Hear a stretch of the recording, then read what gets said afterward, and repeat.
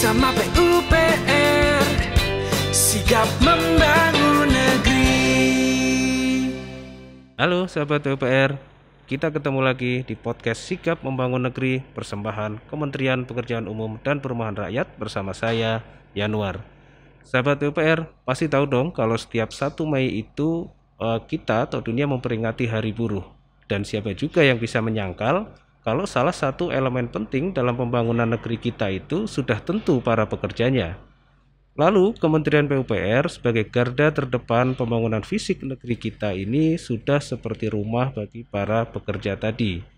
Secara umum, orang tua ataupun muda kalau ditanya soal PU pasti langsung teringat dengan infrastruktur atau pembangunan. Nah, tapi orang-orang masih banyak yang nggak tahu tentang orang-orang yang berperan di baliknya.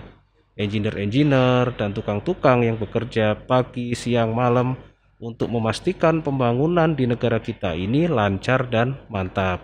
Nah, disinilah Kementerian PUPR melalui Direktorat Jenderal Bina Konstruksi dan Balai Jasa Konstruksi Wilayah berperan, di mana Direktorat Jenderal Bina Konstruksi memegang tugas menyelenggarakan perumusan dan pelaksanaan kebijakan di bidang pembinaan jasa konstruksi sesuai dengan ketentuan peraturan perundang-undangan, di mana salah satu fungsi yang diturunkan adalah pelaksanaan bimbingan teknis dan supervisi di bidang pembinaan penyelenggaraan, kelembagaan, dan sumber daya jasa konstruksi yang diamanatkan kepada Balai Jasa Konstruksi Wilayah khususnya untuk melaksanakan tugas pokok pemberdayaan dan pengawasan bidang pembinaan jasa konstruksi. Jadi dengan turunan fungsi itu, Balai Jasa Konstruksi Wilayah diberikan amanat untuk melaksanakan fungsi-fungsi yang salah satunya adalah penyelenggaraan peningkatan kompetensi tenaga kerja konstruksi, percontohan di wilayah kerjanya. Hal ini dimaksudkan untuk menjadikan para pekerja konstruksi kita, baik engineer maupun tukang-tukang kita menjadi lebih kompeten serta diakui melalui proses sertifikasi.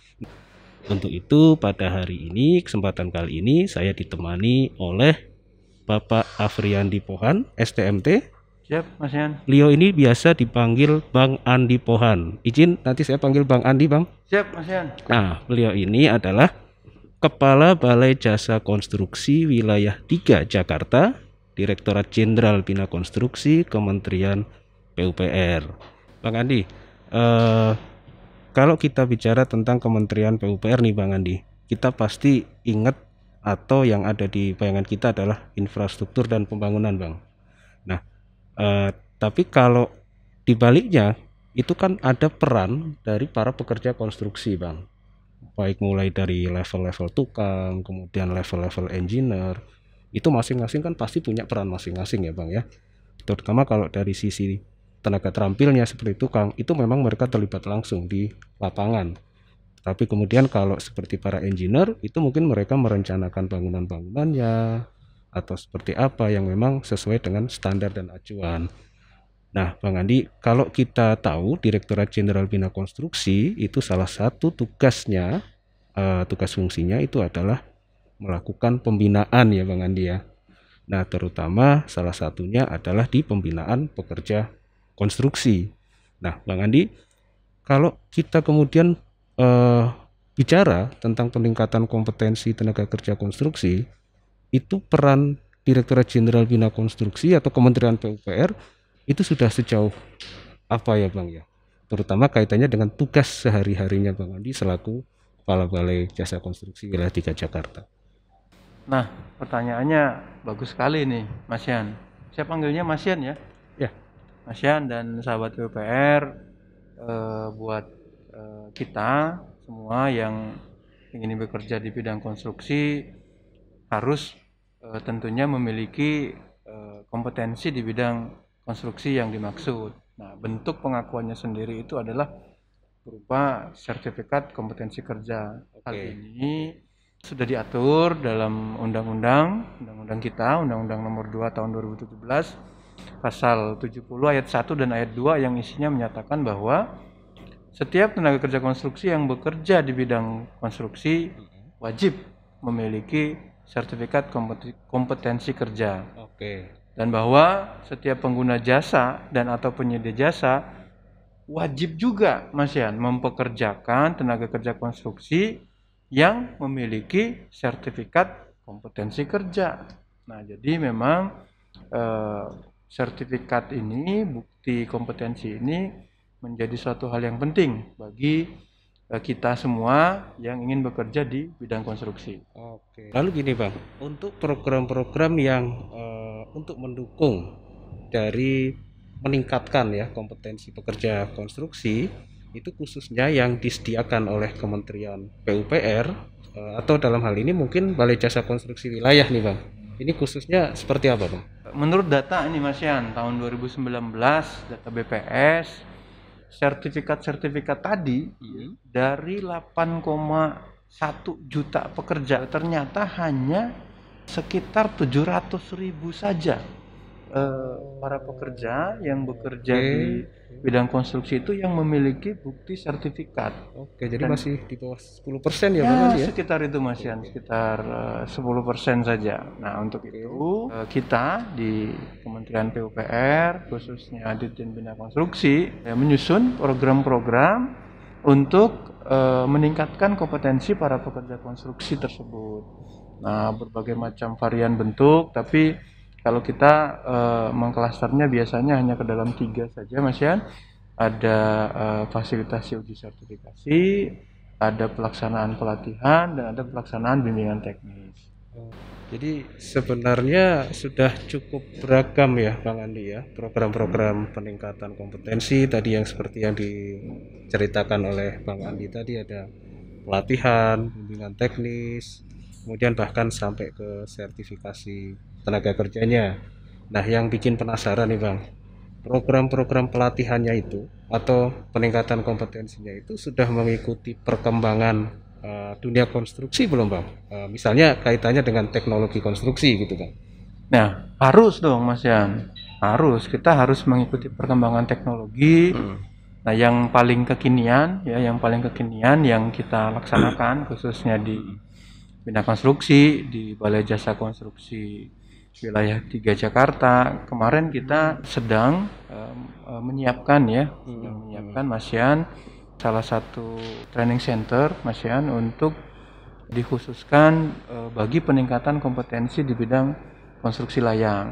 Nah, kita tahu memang konstruksi layang ini kan booming di 2-3 tahun belakangan. Nah, tapi seiring dengan maraknya kegiatan-kegiatan di bidang konstruksi layang, hal ini juga diikuti beberapa kendala-kendala Mas ya. Nah, sehingga kita merasa perlu untuk meningkatkan kompetensi tenaga kerja konstruksi kita khususnya di bidang konstruksi layang, sehingga teknologi-teknologi terbaru tadi bisa dibumikan dan bisa dipahami oleh tenaga kerja konstruksi di Indonesia. Oke. Jadi dari penjelasan Bang Andi tadi sebenarnya sangat luas dan sangat menarik sekali sih terkait dengan dunia pekerja konstruksi kita ya Bang Andi ya. Keren sekali tadi penjelasan Bang Andi. Bang Andi, kalau beberapa waktu lalu kan ada yang namanya Undang-Undang Cipta Kerja nih Bang Andi. Betul Mas. Itu kalau yang saya tahu terkait dengan tenaga kerja konstruksi khususnya yang bekerja di lapangan, itu sudah ada semacam misalnya fasilitasi banyak hal, misalnya standar minimum gajinya, kemudian fasilitas di proyek yang disiapkan, misalnya terkait dengan asuransi dan sebagainya. Ini pandangan Bang Andi terkait dengan hal ini seperti apa nih Bang? Nah, salah satu dalam poin di Undang-Undang Cipta Kerja tersebut adalah peningkatan produktivitas kerja, ya, dengan harapan produktivitas kerja ini dengan meningkatnya produktivitas diharapkan bisa meningkatkan penghasilan dan taraf hidup dari pekerja yang dimaksud. Nah, ini semacam rangkaian ini Mas Yan. Jadi kalau kita bicara peningkatan kesejahteraan, tentu harus diikuti oleh peningkatan produktivitas. Nah, bicara peningkatan produktivitas tentu harus dilalui oleh peningkatan kompetensi. Nah, rangkaian ini kalau kita jalankan dengan baik diharapkan bisa meningkatkan kesejahteraan dari para pekerja konstruksi di Indonesia. Oke, ya dari penjelasan Bang Andi tadi sebenarnya ternyata pekerjaan di sektor atau di bidang konstruksi itu sudah cukup menjanjikan sebenarnya ya Bang Andi ya. Nah terus nih Bang, dengan adanya saat ini kan masih kondisi pandemik COVID-19 nih Bang. Tentunya kan ini mungkin berpengaruh terhadap sektor konstruksi di Indonesia. Nah, ini seperti apa upaya dari Kementerian PUPR nih Bang, tetap menjaga pelaksanaan pekerjaan konstruksi itu supaya tetap bisa berjalan dengan baik dan aman pada masa pandemi COVID-19 saat ini Bang? Mas Yan dan sahabat PUPR, kalau untuk urusan yang ini kita boleh berbangga. Kenapa? Karena sektor konstruksi sejak tahun 2015 hingga tahun 2020 tercatat selalu memberikan kontribusi lebih dari 10% terhadap PDB setiap tahunnya. Oke. Bahkan pada triwulan ketiga 2020 yang waktu itu masa-masa sulit banget tuh Mas Yan. Di tengah pandemi Covid, industri konstruksi masih tetap berkontribusi positif 10,6% terhadap PDB. Oke. Nah, tapi demikian juga kita tetap harus nih Mas Yan, tetap harus aware, tetap harus peduli dengan pelaksanaan protokol kesehatan. Nah, untuk itu, untuk menjamin keamanan dalam proyek konstruksi di masa pandemi, Kementerian PUPR juga mengeluarkan kebijakan terhadap pelaksanaan pekerjaan di masa pandemi dengan harapan tidak tercipta klaster-klaster baru di proyek-proyek konstruksi yang sedang kita jalankan, sehingga pekerjaan-pekerjaan konstruksi yang diamanahkan kepada kementerian kita bisa kita selesaikan tepat waktu. Nah, selain itu Mas Yan, untuk kita khususnya Bina Konstruksi, turunan dari instruksi Menteri PUPR nomor 2 tahun 2020 tersebut, nah kita turunkan menjadi surat edaran Bapak Direktur Jenderal Bina Konstruksi nomor 17 tahun 2020 tentang pedoman pembinaan kompetensi tenaga kerja konstruksi dalam periode normal baru. Nah, selain tadi pelaksanaan konstruksi yang harus kita jaga keselamatannya, kita Bina Konstruksi juga menerapkan protokol-protokol kesehatan dalam pelaksanaan pembinaan peningkatan kompetensi tenaga kerja konstruksi di Indonesia. Jadi sebenarnya sudah ada ya kebijakan pengaturan untuk pelaksanaan pekerjaan konstruksi, bahkan tadi ada pengaturan bagaimana pembinaan kompetensi tenaga kerja konstruksi itu pada masa pandemik ini. Jadi sebenarnya sahabat PUPR, kita sudah nggak perlu takut lagi sepanjang tadi ya seperti disampaikan Bang Andi, asalkan tetap menerapkan protokol kesehatan ya insya Allah tetap aman gitu ya Bang ya. Betul Mas. Oh ya Bang Andi, di awal tadi Bang Andi sempat menyinggung kalau tidak salah dalam program-program variasi program-program pelatihan, peningkatan kompetensi tadi itu banyak bekerja sama baik dengan internal maupun eksternal gitu ya Bang Andi ya. Bisa nggak Bang mungkin di-share atau diceritakan kepada sahabat PUPR sekalian apa saja program yang dikerjasamakan tersebut? Nah mungkin khususnya untuk level-level terampil Bang. Mas Yan dan sahabat PUPR, tentu kita Kementerian Pekerjaan Umum dan Perumahan Rakyat harus mendukung juga visi misi presiden kita tercinta, ya presiden yang kita banggakan, Presiden Jokowi. Di kabinetnya yang 2019 dan 2024 itu punya misi yang salah satunya adalah peningkatan SDM vokasional. Dan itu juga menjadi program prioritas kita, di mana kita bekerja sama dengan Kemendikbud ya untuk melaksanakan program yang namanya Link and Match Mas Yan. Ya, jadi kita bekerja sama dengan Kemendikbud untuk mengharmonisasi kurikulum dan nanti di ujung-ujung adik-adik kita yang baik SMK, Poltek maupun universitas akan kita fasilitasi uji sertifikasinya. Berapa hari lalu ya itu kan dicanangkan pembangunan sarana dan prasarana pelatihan konstruksi layang gitu ya. Waktu itu yang dicanangkan oleh Pak Sekjen, yang mungkin itu merupakan salah satu upaya pembinaan yang dilakukan oleh Direktorat Jenderal Bina Konstruksi atau Kementerian PUPR untuk meningkatkan kompetensi para pekerja konstruksi kita, salah satunya dengan inovasi seperti itu. Bahkan di dalam acara pencanangan tersebut juga dilakukan penandatanganan fakta komitmen dengan para pelaku jasa konstruksi dengan BUMN ya Bang Andi ya. Sebenarnya apa sih Bang yang diharapkan, misalnya salah satunya dari contohnya ini pembangunan sarana prasarana pelatihan konstruksi layang ini sebenarnya yang diharapkan seperti apa, Bang? Mas Yan dan sahabat PUPR, tentu terkait dengan konstruksi layang ini harapannya kalau kita bagi ke dalam bagian itu ada 2 saja, Mas Yan. Ya. SDM konstruksi kita di bidang konstruksi layang nanti dalam pekerjaannya diharuskan menaati semua selain protokol kesehatan juga rambu-rambu di bidang keselamatan konstruksi. Oke. Karena memang beberapa tahun terakhir kecelakaan konstruksi itu marak terjadi, khususnya di bidang konstruksi layang. Nah, dengan adanya fasilitas pelatihan ini kita harapkan program Zero Accident, ya, program Zero Accident dapat didukung dengan adanya fasilitas pelatihan konstruksi layang ini. Luar biasa. Nah, selain itu Mas Yan, ya ini mudah-mudahan terwujud karena baru kita inisiasikan. Oke. Kita mencoba menginisiasi dengan lembaga-lembaga yang berkelas internasional untuk bisa berpartisipasi dan berkontribusi membina SDM-SDM kita sehingga kebutuhan kita terhadap tadi teknologi baru bisa kita penuhi di dunia kita sendiri dulu. Nah, nanti harapannya jika kita sudah penuhi bisa kita ekspor nih Mas Yan. Kita harapkan bisa bersaing di kancah internasional paling tidak di level ASEAN Mas Yan. Karena memang fasilitas konstruksi layang ini yang paling dekat baru ada cuman di Bangkok. Oke.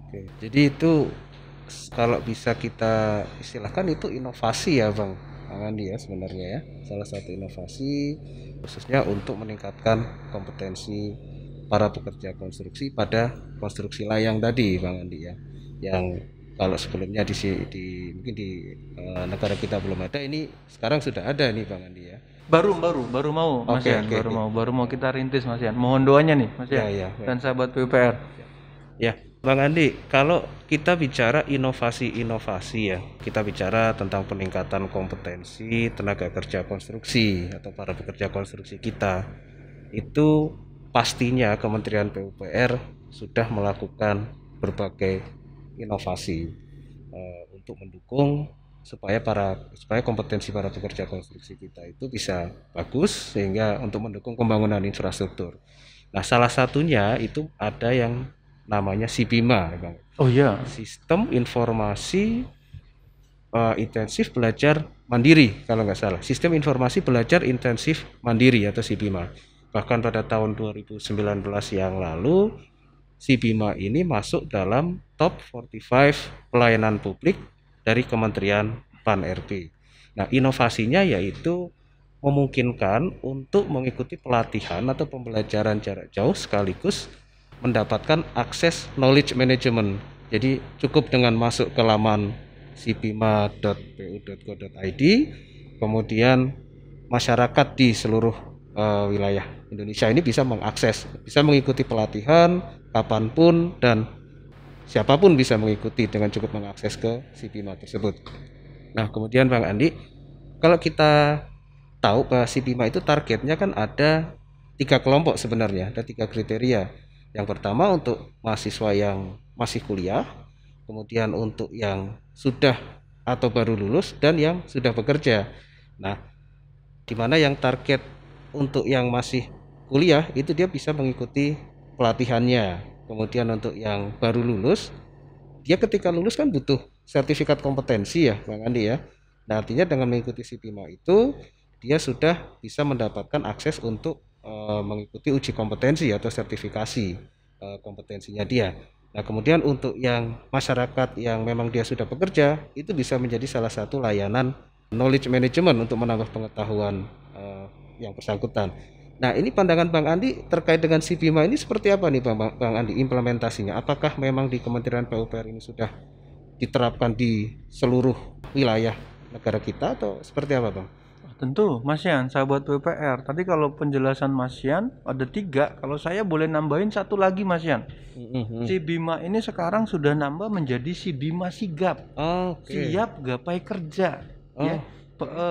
Tool SIBIMA ini sudah digunakan, sudah dikerjasamakan dengan mitra-mitra kita untuk menseleksi Oke. Sahabat PUPR yang baru lulus dari dunia kampus untuk bisa masuk langsung ke dunia kerja, Mas Yan. Jadi bukan cuman menjebatani, si Bima Sigap ini sudah langsung, Mas Yan. Nah, memang wajar kalau si Bima Sigap ini mendapat penghargaan top 45 inovasi di bidang pelayanan publik. Dan ini harus terus kita dukung, Mas Yan. Ini kebanggaan DJBK dan kebanggaan Kementerian Pekerjaan Umum dan Perumahan Rakyat. Oke, Bang Andi, dari barusan yang Bang Andi sampaikan ada 2 poin nih yang saya tangkap nih. Yang pertama, bahwa si Bima itu bisa diakses dari mana saja, gitu kan ya. Artinya, nah kalau untuk yang seperti misalnya level-level terampil tukang, kemudian itu kan mungkin mereka untuk mengaksesnya itu kan susah nih Bang. Kemudian poin yang kedua, tadi Bang Andi juga menyampaikan diharapkan ketika sudah mengikuti si Bima kemudian punya kompetensinya bisa langsung kerja nih Bang. Betul. Nah itu kalau kita kaitkan nih Bang, tadi yang poin 1 dan poin 2, untuk yang level terampil gimana caranya bisa mengikuti pelatihan untuk meningkatkan kompetensinya kemudian dia bisa langsung kerja. Inovasi seperti ini apakah sudah ada atau belum Bang ya? Kira-kira Bang. Kita belum berani menyebutnya inovasi, Mas Yan. Tapi kalau uji coba kita sudah menyampaikan salah satu usulan program yang tahun 2020 kemarin sudah kita uji cobakan. Nah, program itu kita menyebutnya adalah PKLK MTU, Mas Yan. PKLK MTU itu kependekan dari pelatihan kompetensi langsung kerja dengan menggunakan mobile training unit. Nah ini tadi kalau Mas Yan tanya ada nggak sih terobosan-terobosan kaitannya dengan teman-teman tenaga ahli terampil. Nah kalau PKLK MTU ini bukan hanya terampil Mas Yan, tapi mengkhususkan tenaga-tenaga terampil yang tinggalnya itu di sekitar wilayah proyek. Jadi warga lokal ya yang tidak bekerja di sekitar proyek, jika dia ingin berminat bekerja di proyek-proyek konstruksi di Kementerian PUPR ini, bisa kita fasilitasi dengan program yang namanya PKLK MTU. Jadi sahabat PUPR yang ingin bekerja, yang belum punya pekerjaan di sekitar proyek-proyek PUPR, proyek-proyek besar PUPR, bisa menggunakan program ini untuk kita tingkatkan kompetensinya sehingga apabila sudah mempunyai kompetensi dan sudah mempunyai sertifikat bisa bekerja di proyek-proyek strategis di PUPR.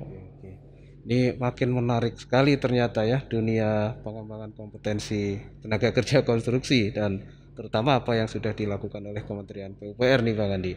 Ya, kalau mendengar cerita atau tadi sharing dari Bang Andi tadi, saya jadi ingat ada surat edaran Menteri PUPR nomor 23 tahun 2019 tentang pedoman pelaksanaan pemagangan bagi calon tenaga kerja konstruksi pada pekerjaan konstruksi di Kementerian PUPR, di mana di SE ini kan mewajibkan kepada seluruh pemenang paket pekerjaan konstruksi dengan nilai pagu di atas 50 miliar untuk melaksanakan pemagangan. Nah ini implementasinya seperti apa nih Bang Andi? Apakah memang sudah berjalan atau memang sedang dirintis atau memang sudah ada plan-plannya Bang? Mas Yan dan sahabat PUPR, SE ini keluar tahun 2019. Ya, lanjutan dari program Link and Match. Nah, tahun 2021 ini di awal ya kita coba memaksimalkan lagi SE ini ya. Kita coba roadshow Mas Yan, door to door kepada teman-teman kita di balai-balai di wilayah kerja kita terkait dengan peminatan mereka terhadap SE 23 2019 ini tentang pemagangan. Dan alhamdulillah kemarin sudah direspon satu ya dari BWS C3 kita menyebutnya di Banten Mas Yan. Jadi dalam waktu dekat mungkin kita akan mengimplementasikan SE23 ini, kita akan mendudukkan teman-teman BWS C3, teman-teman Politeknik dan teman-teman SMK terhadap usulan-usulan kebutuhan yang disampaikan oleh BWSC 3 terkait program pemagangan. Mohon doanya nih Mas Yan. Mungkin kita mulai dari Banten, nanti selanjutnya akan menyebar ke seluruh Indonesia. Oke, luar biasa sekali. Jadi memang kalau kita bicara pemagangan kan kita ingat pastinya dulu waktu kita masih sekolah atau kita masih kuliah nih, Bang Andi. Jadi kalau cerita Bang Andi tadi, pemagangan itu ya memang kerja praktek ya Bang Andi ya. Karena kalau kita misalnya kita hanya melakukan kerja praktek tapi di situ kita tidak mendapatkan apa-apa, artinya kompetensi kita memang tidak meningkat. Kita ya ngapain gitu kan ya Bang Andi ya. Namanya bukan kerja praktek tapi lihat praktek gitu Bang Andi. Lihat orang praktek gitu ya Bang Andi ya. Betul. Nah, Bang Andi, tadi Bang Andi juga menyinggung tentang link and match nih Bang Andi antara pendidikan dengan di lapangan. Nah, saya jadi ingat kita di Kementerian PUPR itu ada yang namanya Surat Edaran Dirjen Bina Konstruksi nomor 129 tahun 2020. Ini kayaknya nyambung nih Bang Andi dari penjelasan Bang Andi tadi. Nah, kaitannya dengan link and match ini kan sebenarnya tujuannya itu untuk melakukan kebijakan pengaturan supaya ada keselarasan nih Bang Andi antara kompetensi yang lulusan dari SMK tadi, vokasi tadi ya, SMK, Politeknik, perguruan tinggi dengan kebutuhan di lapangan. Jadi kalau tidak salah di SE Dirjen Bina Konstruksi tersebut ada pemberian kompetensi tambahan bagi para calon lulusan, kemudian lulusan baru baik dari SMK, Politeknik dan perguruan tinggi. Nah, ini menurut Bang Andi sebenarnya SE ini bisa memberikan dampak atau impact yang signifikan nggak Bang Andi ya? Pandangan Bang Andi seperti apa kira-kira? Mas Yan, kalau kita bicara manfaat, menurut yang disampaikan oleh adik-adik kita, SMK, Poltek ataupun kampus yang ada program vokasinya, SE 129 tahun 2020 ini sangat bagus sekali. Karena memberikan banyak manfaat, membantu para adik-adik kita di bidang vokasi untuk lebih kompeten. Lebih kompetennya gimana Mas Yan? Lebih kompetennya itu adalah mereka mendapatkan tambahan pelajaran yang sesuai dengan bidangnya. Ya, ini kita punya beberapa testimoni ya, tapi menurut hemat kami testimoni ini memang rata-rata menyatakan bahwa sangat bermanfaat karena memang kompetensi tambahan ini tidak didapatkan di dunia pendidikan vokasi. Jadi memang SE 129 tahun 2020 ini terkait dengan kompetensi tambahan sangat bermanfaat dan diharapkan nanti bisa menjadi bekal adik-adik kita untuk terjun di dunia konstruksi. Oke, tadi kompetensi tambahan itu apa aja kira-kira Bang Andi ya? Nah, kalau level SMK, Mas Yan, itu ada 12 jam pelajaran kompetensi tambahannya. Untuk adik-adik kita yang di Poltek itu ada 24 jam pelajaran. Terus untuk adik-adik kita yang di universitas itu ada 32 jam pelajaran. Nah, kompetensi tambahannya kira-kira adalah salah satunya nih Mas Yan, contoh ada kalau adik-adik mungkin sekarang ini mengenal namanya Building Information Modeling. Itu disampaikan di kompetensi tambahan tersebut. Ada lagi yang namanya administrasi kontrak. Ya, ada lagi yang namanya tentu ini harus kita tanamkan ke adik-adik kita sejak awal yang namanya adalah keselamatan konstruksi dan budaya kerja keselamatan konstruksi. Dan lain-lain masih banyak Mas Yan. Oke, luar biasa sekali. Nah, ini Bang Andi, ada titipan pesan nih Bang Andi, titipan pertanyaan nih Bang Andi. Siapa nih yang nitip nih? Nah, dari bagian public relation-nya Dirjen Bina Konstruksi nih Bang Andi. Jadi di akun sosmednya Dirjen Bina Konstruksi itu banyak yang nanya nih Bang Andi. Ya. Ada nggak sih mekanisme atau cara untuk mendaftar atau mengikuti pelatihan-pelatihan yang diselenggarakan oleh Balai Jasa Konstruksi Wilayah? Nah, ini misalnya mendaftarnya harus kemana gitu Bang?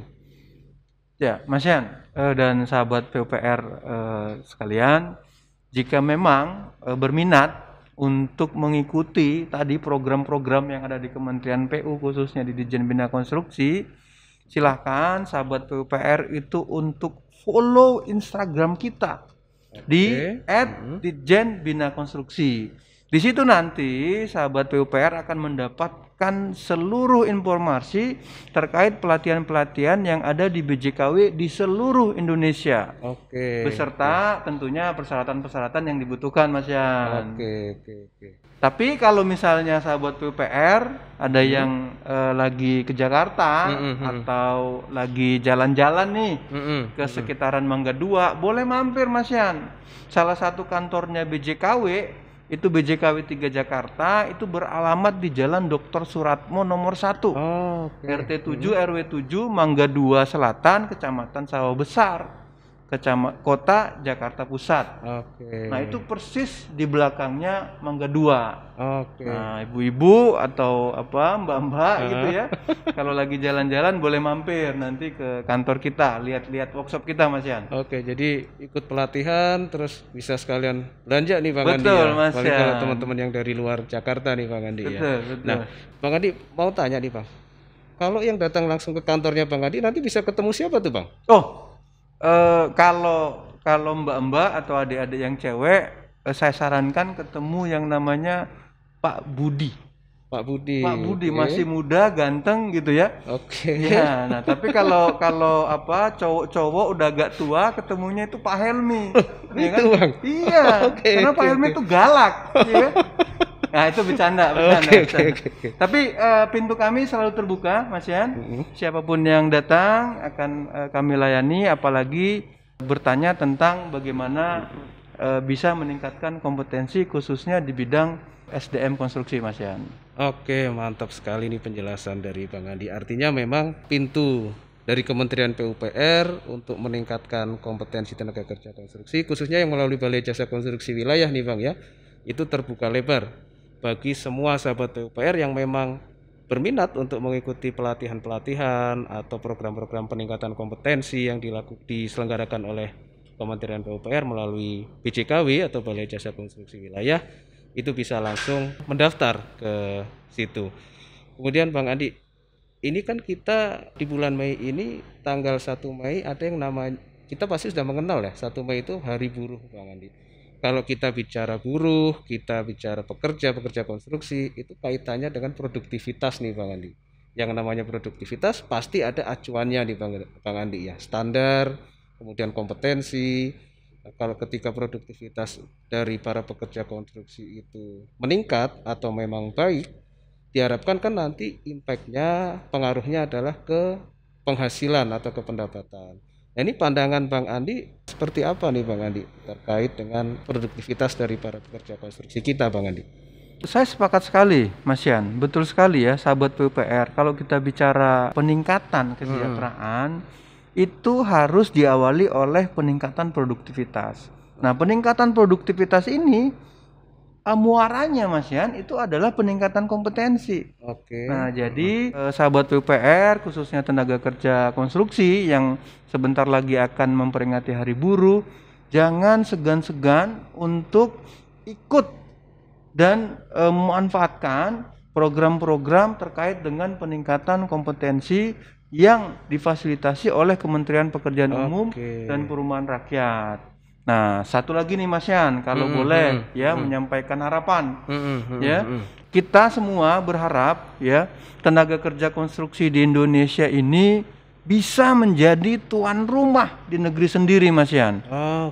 Ya, isu-isu terkait tenaga kerja konstruksi asing harusnya kita jawab dengan peningkatan kompetensi dan peningkatan daya saing. Nah, tadi itu Mas Yan, dengan memanfaatkan program dan fasilitas yang ada di Kementerian Pekerjaan Umum dan Perumahan Rakyat, CQ Direktorat Jenderal Bina Konstruksi. Ya, jadi sahabat PUPR sekarang tentunya sudah tidak bingung lagi kalau misalnya sahabat PUPR mau berminat untuk mengikuti peningkatan kompetensi khususnya di bidang konstruksi, bisa langsung mengakses ke media sosial Kementerian Pekerjaan Umum dan Perumahan Rakyat, yaitu di YouTube Kemen PUPR, kemudian Twitter @kemenpu, Instagram @kemenpupr, Facebook Kementerian Pekerjaan Umum dan Perumahan Rakyat RI, website www.pu.go.id, kemudian TikTok @kemenpupr. Nah, sahabat PUPR, satu pesan nih sebelum kita mengakhiri atau menutup podcast kali ini. sekarang ini kan masih masa pandemi COVID-19 ya, Bang Andi dan sahabat PUPR sekalian.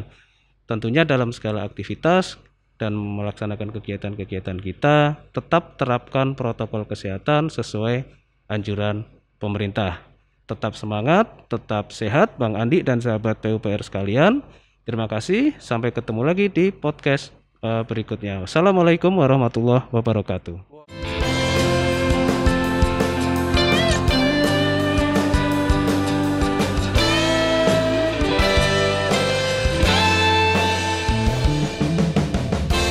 Bersama PUPR, sigap membangun